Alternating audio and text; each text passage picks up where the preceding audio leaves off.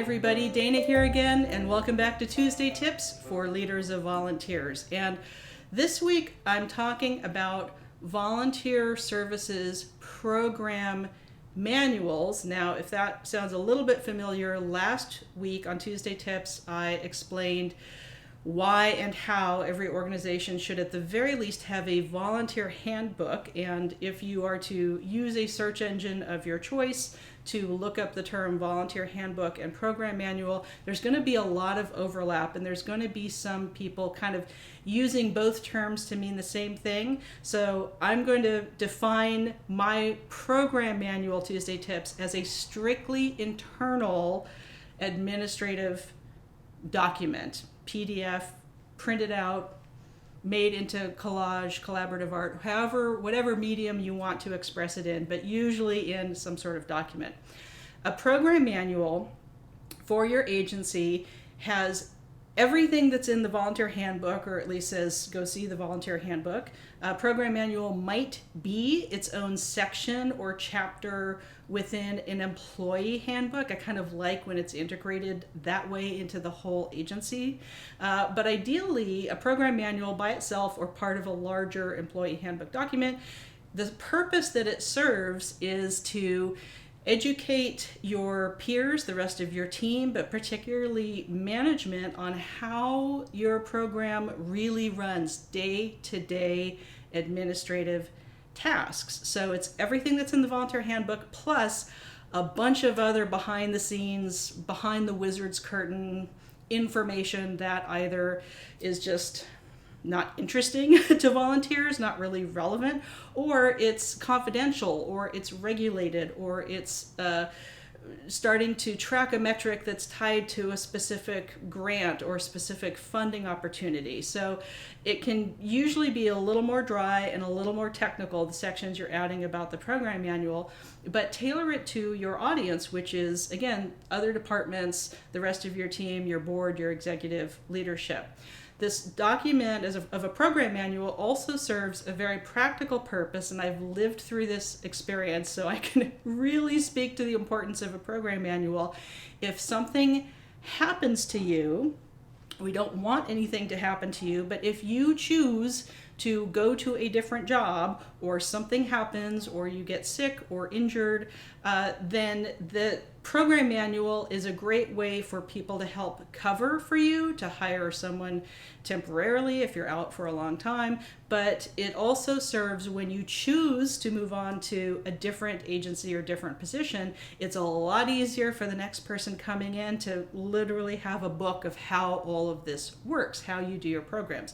And it's a living document, just like a volunteer handbook. It's not necessarily going to be static. So I recommend really updating it just take a look at it once a year, or whenever there's a major policy change within the agency or something really different is happening. It doesn't necessarily have to mean a change of leadership, but I found that at least checking on a program manual and your volunteer handbook about once a year for updates is really great.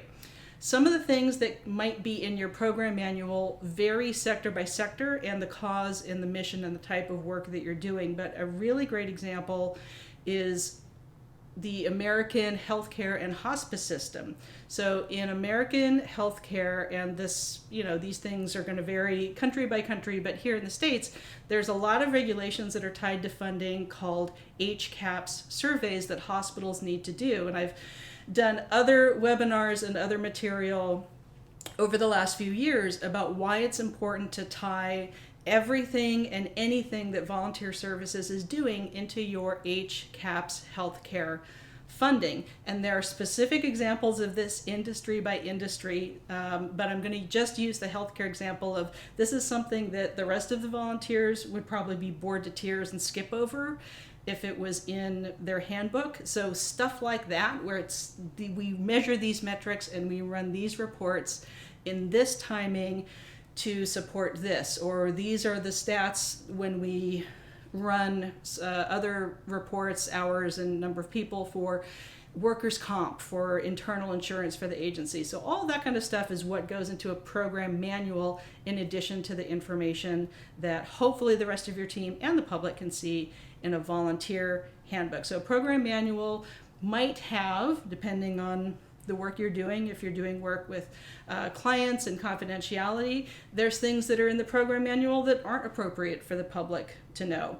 So we want to always balance information, interest, and transparency with rules, regulations, ethical practices, security of private information practices, HIPAA, all of that kind of stuff. So when you have a program manual, it is still helpful for it to be on an internal server, not just a document sitting by the copy machine, but hey, that couldn't hurt. And specifically how I learned the extreme importance of having a program manual if something happens to you, because something happened to me. In middle of May of 2013, we had just completed with the agency I was with at the time a huge giant harvest festival. Thousands of people had attended. It was a huge success.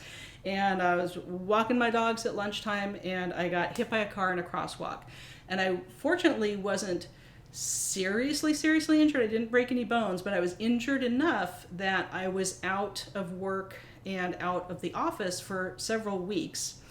And even though we had a volunteer handbook that was very detailed, and I had coworkers that I worked with immediately that could kind of take over, that really helped me realize that, oh, if there was a book, a PDF, that everybody who might have to help cover stuff for volunteers had and really knew the processes and why it's in place and didn't just make up something on the fly because they didn't know what else to do, that was the importance of that document. So I recovered, I'm fine, but it was several weeks of extra stress that I didn't need and that my coworkers didn't need, where I wasn't really in a good condition to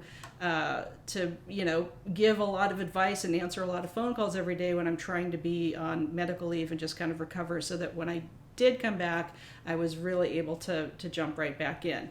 So have a program manual. It's an internal document. It has some of the extra administrative stuff going on that isn't particularly appropriate or wouldn't really fit or isn't allowed to be by regulation or confidentiality in a volunteer handbook. And again, sometimes people interchange those terms, but I want to clearly define what a program manual is versus last week's Tuesday tips in a volunteer handbook. So more goodies are coming before the end of the year, including new priceless advice. So I hope that you have a great rest of the week. And you know what? If you're not yet a subscriber, please do add me to your list of enjoyable videos to watch. Hit like and hit the little bell icon to find out when I have my next new video coming out just about every week. Take care.